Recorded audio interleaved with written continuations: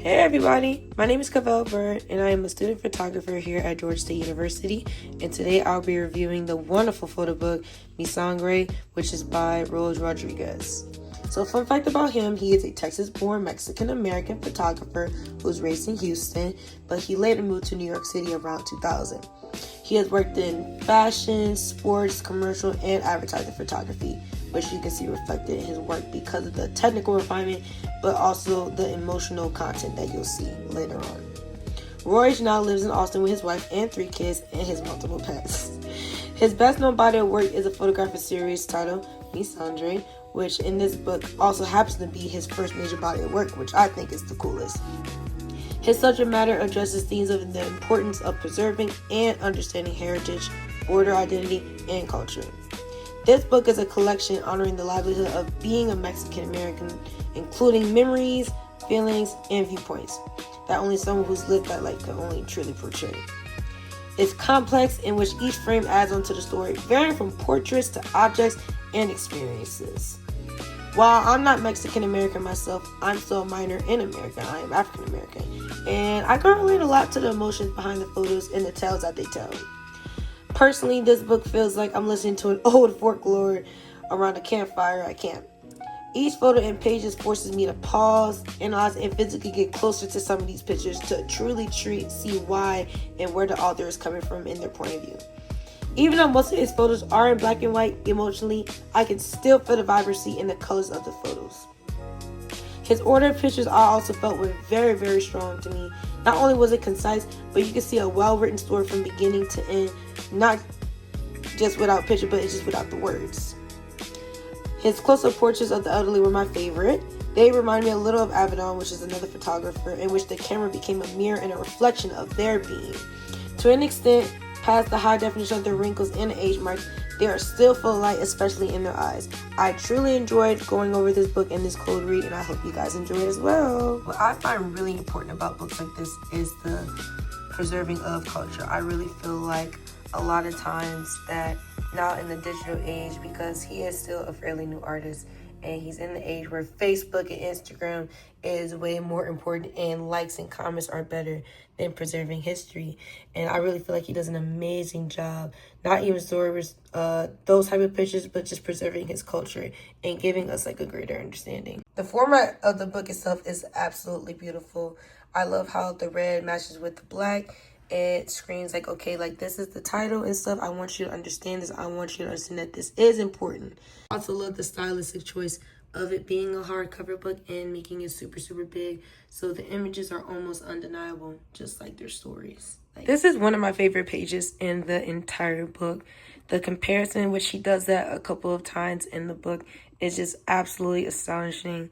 And I love the fact that like you can see on the left that it is a film or some type of film. It's what I'm assuming just based on the border and the way it's cropped, compared to what I'm going to assume on the right is digital photography, but they both give the same emotion, which I feel like in the art world now, a lot of people are trying to go more into film because they feel like it's more emotional, but I still feel personally that you can still get the same amount of emotions in digital photography. Regardless, the comparison is like absolutely astounding. The horns on the Mexican American man, I feel like was a very interesting take. He's holding the horns in his head, and I don't think he's having an angry face. I feel like it's more like just a serious face. Maybe a little bit tired, maybe just more direct to the audience. I feel like he's pretty much staring dead at us compared to the claws of the eagles, which I'm just going to assume, just based on some research that I've done, is very common in Texas. And the part of Texas that he lived in was really close to Mexico, where a lot of Mexican Americans resided in. So I thought like just like this part where like you can barely see the claw in this, and then you can see the definition of just the texture of his paw compared to the fur, which I'm assuming this is eagle. I actually have no idea what animal this is, which I would love to do more research on that. But something about this just speaks to me a lot, especially because of the way that the contrast of the lighting is. It's almost similar. Like, that's so pretty to me. The photo on the left is what I really want to pay attention to. It's so unreal to me. At first, I didn't think it was like an actual person until I was like looked more into the details of that it actually is a human child or just someone that's like really, really small. But the mask, which is a cultural thing. I'm not sure specifically what it means, but I know that is a cultural significance to Mexico and Mexican Americans alike. And just bringing in the idea that like Mexicans and Mexican Americans are very like, they aren't that much different, and just bringing awareness of like keeping the culture alive regardless of where you live or where you're coming from or where you were born from. I feel like it is a beautiful art piece. I love that his skin kind of reflects the mask and it almost looks like clay. He almost looks like a fairy tale or somebody like out of a storybook. So that was one of my favorite parts about that. And the fact that you can see his hair. It could be a little girl too. I'm going to assume it's a little boy, but it's like something about that just speaks to me for real. These are the photos that reminded me the most of the photographer Avedon, which is one photographer that we studied in photography school, just because these are the true raw emotions of both of these people and stuff. Like, I can definitely tell like the photographer like tried to make them laugh, because you can see that the shutter speed was still a little slow. But it wasn't super slow, but it was slow enough to where you can catch like the small like shutters of them moving. And it's not, to me, a perfect picture if we're going to go for like the regular fine art definition, but to me, like, it's beautiful. This is something that I'd be more attracted to because of the emotions that come from these pictures and stuff. Like, she's clearly laughing, she's having a good time, and I feel like this wasn't something that was forced on either parties and stuff. I love how bright the images are. I really love the contrast of this image, like the shadows on his face. The fact that you can see his teeth is absolutely hilarious to me. And his sombrero, I believe that's what it's called. Don't get me if I'm wrong. But it's like, it's almost like a painting. Like, specifically this picture, I really, really enjoyed just like the emotional part of it. Like, that's my favorite part. Here, you can definitely see the more commercial side of things, of where he's coming from and where his past is. But I still feel like this is definitely something that I'd want to see in a museum. But this is definitely like high strobe, high fashion, even though I forgot the name of these, but I know these are very important in Mexican and Mexican American culture. So it's really cool seeing them like everyday wear, because they're usually wrestlers and they wear all these flashy clothes, and he's literally just jumping in the air in a suit and jorts, which gets very confusing because I thought he'd like wear like a full suit. So I think it's interesting that he dressed his subject in the I think it's the muchacho mask, and then have his subject do this such dynamic pose, because it really does catch your eye. And if it was in color, it definitely gives more commercial than anything, but because he chose to do it in black and white, I think that's where he leans more into the fine art side. These two pictures I truly adore. I love the comparison of life and death.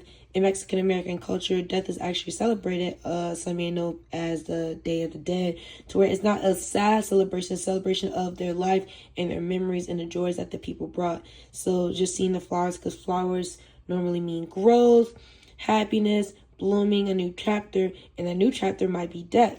And I love the fact that like the shutter speed is super, super slow, and like you can see nothing but darkness, and then you just see the skull. Like, that's beautiful to me. And then compared to the next page where you see the girl, just her back, so where her identity is hidden. But I don't think it's hidden like for the fact of safety purposes. I think it's hidden so that a lot of other Mexican American or just women period can like relate to her.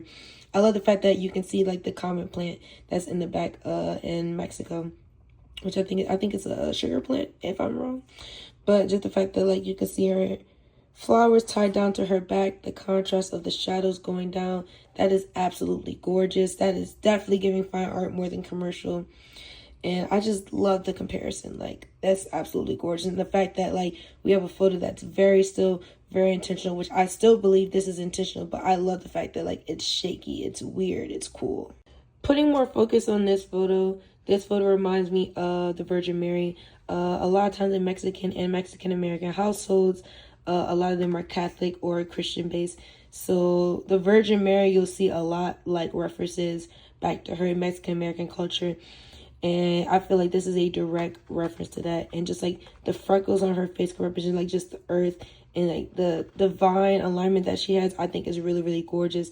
And what I really give the Virgin Mary vibes is from this halo right here, which I really can't tell exactly what this is, but I can definitely tell it is a religious reference. And I feel like he did that beautifully. Outside of the regular portraits that he does, which as you can see is clearly my favorite, I love the pictures that don't have their faces in as well, the symbolic pictures. So these are chicken fights, which are also common. It's a common experience in the Mexican American neighborhoods. It's a cultural thing, but like I think it's interesting that it could be like, you know, fighting for like your culture, fighting for your identity. That's definitely what I get from it, especially because the man is still in the back. I think that was a very interesting approach to it, and combining culture to also combining the idea of like, who am I? Like, who am I really? Like, I understand I'm Mexican American, but like, where am I really from? Like, what do I identify as? And I feel like this picture definitely contributes to that theme. This picture, going back to the idea of religion, makes religion look scary.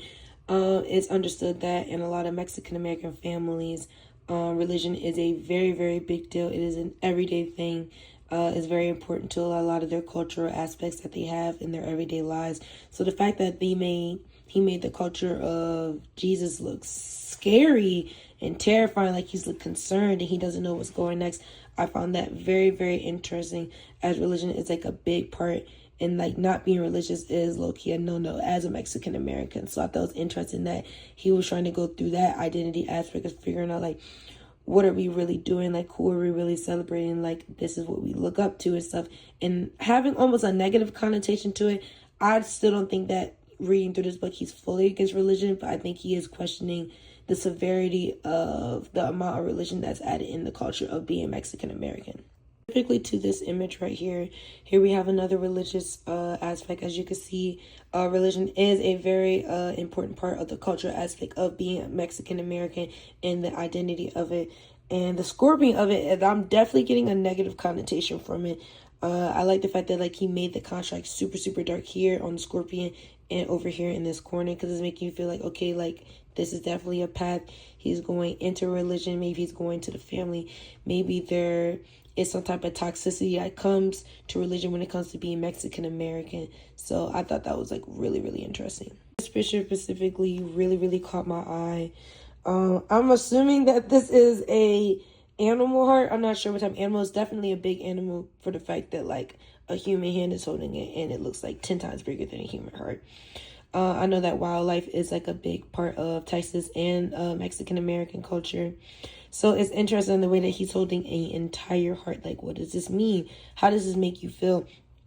Me personally, I definitely get the ick from it. But to me, it's interesting like seeing like this life size and blown up, because it makes you realize like, what are like we really eating and stuff. Like that's automatically what I go to when it comes to animals. And when I see animal parts, like what are we eating? What are we relating to? Like breaking down these animals in the other parts of nature that we see. Like I'm getting like a more in-depth and more personal feeling from this. So lastly, we have the chicken head. I really like this picture. This is one of my favorite pictures besides the old lady pictures. I know like I talked about the chicken fights earlier, but something about this is just so off-putting but surreal that makes me want to like get closer to it and understand more about the importance of chickens in Mexican American culture, because again, I'm not super familiar with it besides the small research that I did on the photographer in this book. But the fact that like you can see the knife that cut his head off and stuff, that this was very intentional. He took a pause at this, and the chicken almost looks human. Like, I'm actually really sad looking at this chicken, because look at his eyes. Like, there's so much sorrow and sadness in his eyes. Like, is this the end of something? Is this the beginning of something? This could be to feed a family.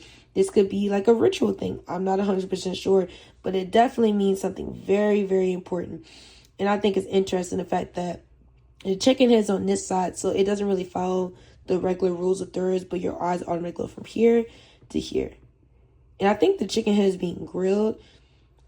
It's insane. Like this, first of all, like artistically, it's in the same picture, but like technically the photo, like you can definitely tell his editorial and not photography. He's a photographer, but his commercial background just based on like the lighting choices that was used to bring like humanization to his eyes just on lighting. Like that's amazing. Overall, I had an amazing time looking at this book.